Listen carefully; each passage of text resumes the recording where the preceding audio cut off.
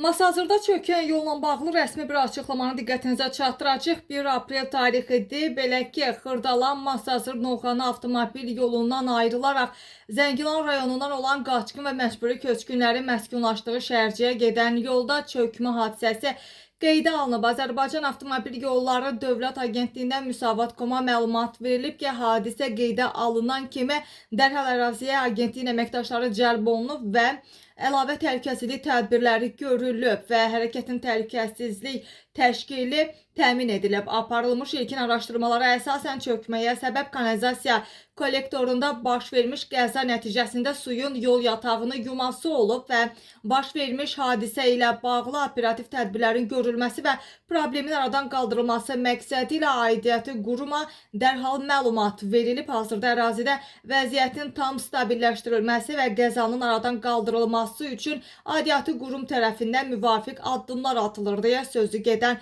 məlumatda bildirilib. Qeyd eləyək ki, hazırda çökmə baş verən yolun yeni təmir və bərpadan çıxdığı bildirilir.